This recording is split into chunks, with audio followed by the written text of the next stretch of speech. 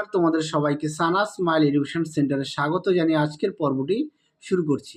আজকে তোমাদের জন্য নিয়ে চলে এসেছি তোমরা যারা 2025 সালে মাধ্যমিক পরীক্ষা দেবে, তোমাদের জন্য রায় ও মার্টিন প্রশ্নবিচিত্র থেকে ভলিউম 1 এর আজকে সমাধান করে দেখাবো। ইতিহাস বিষয়ে মডেল 6 এর যে সমস্ত প্রশ্নগুলো আছে তার সমাধান করে দেখাবো। আর আগের ভিডিওতে তোমাদের 1 থেকে 5ম মডেল সেট আমরা সমাধান করে দিয়েছি। তোমরা যারা এখনও দেখোনি আমাদের প্লেলিস্টে গেলেও পেয়ে যাবে, এছাড়া ডিসক্রিপশন বক্সে লিঙ্ক দেওয়া থাকবে, সেখানে গেলেও পেয়ে যাবে। চলো দেরি না করে মূল বিষয়ে যাওয়া যাক। এছাড়া তোমাদের ভূগোলেও সমাধান করে দেওয়া আছে, সেগুলো তোমরা দেখে নিও, তোমাদের ভিডিওগুলি খুবই উপকৃত হবে। চলো দেখো কি আছে মডেল 6 এর প্রশ্ন। প্রথম প্রশ্ন আছে, বাংলা গানের বিবর্তন গ্রন্থটি রচিত হলেন করুণাময় গোস্বামী। পরের প্রশ্ন দেখো 2 দাগে, চিপকো আন্দোলনের নেতৃত্ব দেন সুন্দরলাল বহুগুণা। পরের প্রশ্ন দেখো, হিন্দু পেট্রিয়ট পত্রিকাটি দৈনিক পত্রিকায় পরিণত হয়, এটা উত্তর হবে 1892 খ্রিস্টাব্দে। পরের প্রশ্ন দেখো, বারাণসী সংস্কৃত কলেজের প্রতিষ্ঠাতা ছিলেন জগন্নাথ ডানকান। পরের প্রশ্ন দেখো 1-5 দাগের, কলকাতা মেডিকেল কলেজ প্রতিষ্ঠিত হয় 1835 খ্রিস্টাব্দে, তারিখটা হলো 28শে জানুয়ারি।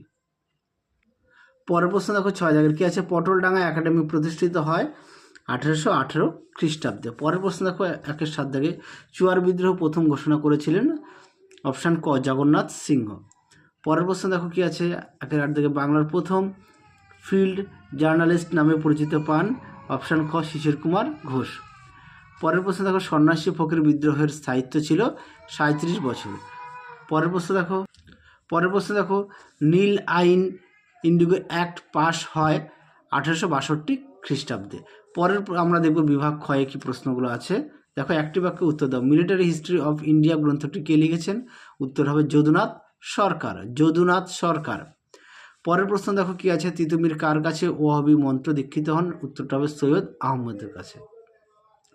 আরও একবার বলি, উত্তরটা সৈয়দ আহমদের কাছে। পরেরটা দেখো, ঠিক বা ভুল নির্ণয় করো। সমাচার দর্পণ পত্রিকার সম্পাদক ছিলেন জোসুয়া মার্সম্যান, এটি ভুল। সঠিক উত্তর হবে জন ক্লার্ক মার্সম্যান। ঠিক আছে, জন ক্লার্ক মার্সম্যান। পরেরটা দেখো, 1833 খ্রিস্টাব্দে সনদ আইনের দ্বারা নির্যাসে কোম্পানির একচেটিয়া অধিকার লুপ্ত হয়, এটি ভুল। আচ্ছা, পরে দেখো বিবৃতিগুলো দেখে নাও। আচ্ছা, প্রথম প্রশ্নের উত্তরটা হবে ব্যাখ্যা 2 উত্তর, পরেরটা হবে ব্যাখ্যা 1। আমি মুখে বললাম না, একটু দেখে নাও। পরের আমরা দেখব বিভাগ গয়ের কি প্রশ্নগুলো আছে, তার উত্তরগুলো তোমাদের এক এক করে দেখাবো। প্রথম প্রশ্ন আছে, শিল্প চর্চা ইতিহাসে গুরুত্বপূর্ণ কেন। চলো প্রশ্নের উত্তরটা দেখাই। তার আগে বলি, দেখো এখানে লেখা আছে যে কোনো 4টি লিখতে হবে। ঠিক আছে, যে কোনো 4টি লিখতে হবে। এক একটি প্রশ্নের মান হচ্ছে 2 নম্বর করে, 4 দুগুণে 8। চলো উত্তর দেখাই, শিল্প চর্চা ইতিহাসে গুরুত্বপূর্ণ কেন। দেখে নাও, শিল্প চর্চার ইতিহাসে গুরুত্ব, এখান থেকে তোমরা এই পর্যন্ত উত্তরটা লিখবে। চলো পরবর্তী প্রশ্ন দেখো। পরবর্তী প্রশ্ন কি আছে 3-2, নারী শিক্ষায় রাজা রাধাকান্ত দেবের ভূমিকা কী ছিল। এই প্রশ্নটি খুব আসে পরীক্ষায়, তোমরা অবশ্যই ভালো করে পড়বে। দেখে নাও প্রশ্নটি, তার উত্তরটাও দেখে নাও।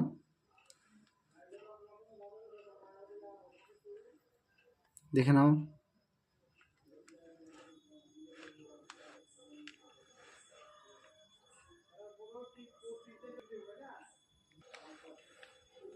চলো পরের প্রশ্ন দেখো 3-3, অকল্যান্ড মিনিট কত খ্রিস্টাব্দে পেশ করা হয় এবং এর গুরুত্ব কী। চলো দেখো প্রশ্নের উত্তরটা।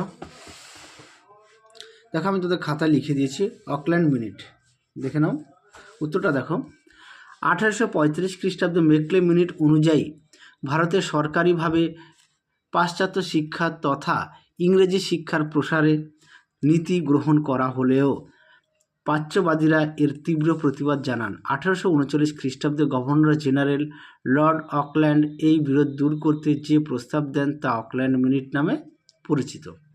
আচ্ছা, এতে বলা হয় কি, বা এর গুরুত্বটা তোমরা ধরতে পারো।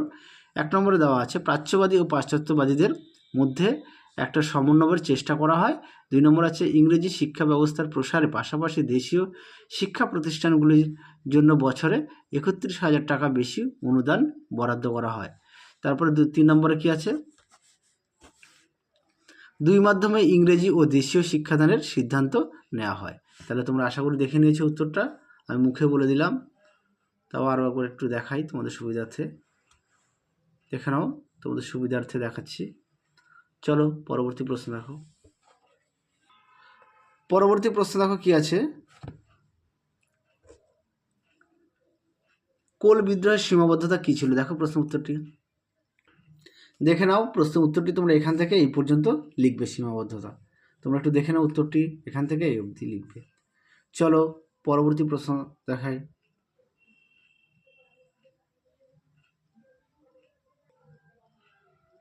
পরবর্তী প্রশ্ন দেখো কি আছে 3-এর মোহাম্মদ মহসিন বা দুদু মিয়া বিখ্যাত ব্যক্তিত্ব কেন? এই প্রশ্নটা খুব আসে পরীক্ষায়, তোমরা অবশ্যই ভালো করে পড়বে। দেখে নাও দুদু মিয়া স্মরণীয় কেন? উত্তরটি এখান থেকে এই পর্যন্ত তোমরা লিখবে, এখান থেকে এই অবধি লিখবে।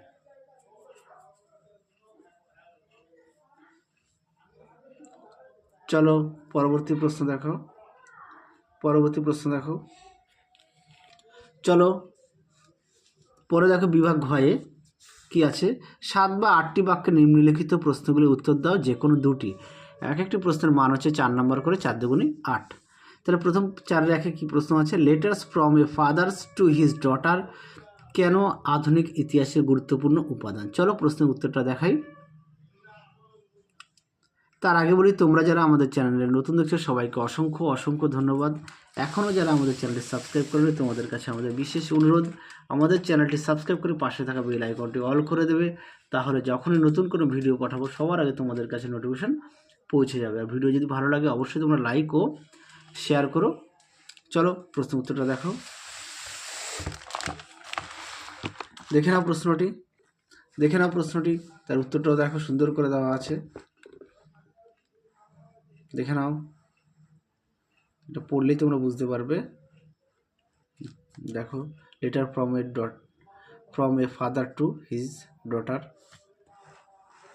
চিঠিগুলো প্রথম বিষয়, চিঠিগুলো গুরুত্ব সুন্দর করে দেওয়া আছে, এর মধ্যে বিস্তারিত পেয়ে যাবে। আরও একটু অংশ আছে, দেখো এই পর্যন্ত লিখবে মূল্যায়ন অবধি। হ্যাঁ, চলো পরবর্তী প্রশ্ন দেখো। স্বামী বিবেকানন্দের ধর্ম সংস্কারের অভিমুখ সংক্ষেপে বিশ্লেষণ করো। দেখো প্রশ্ন উত্তরটি, দেখে নাও প্রশ্নের উত্তরটি, সুন্দর করে দেওয়া আছে। এই প্রশ্নটি না হলে শ্রী রামকৃষ্ণ ধর্ম সংস্কার আদর্শে, এই দুটো প্রশ্নের মধ্যে একটা প্রশ্ন তোমরা কমন পাবে। আমি দায়িত্ব সহকারে বলছি, তোমরা অবশ্যই ভালো করে পড়বে। ফার্স্ট ইউনিট টেস্টে পেয়ে যাবে এই দুটি প্রশ্নের মধ্যে। আমি প্রতিটা ভিডিওর মধ্যে বলে দিচ্ছি কোন কোন প্রশ্নগুলো গুরুত্বপূর্ণ। তোমরা যদি স্কিপ করে দেখো তাহলে বুঝতে পারবে না। চলো পরবর্তী প্রশ্ন দেখো। কি আছে, সন্ন্যাসী ফকির বিদ্রোহ সম্পর্কে টিকা লেখো। দেখো প্রশ্ন উত্তরটি,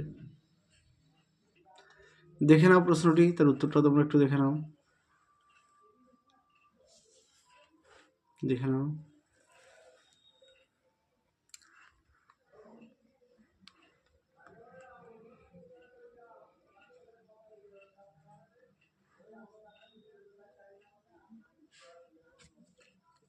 এই পর্যন্ত লিখবে।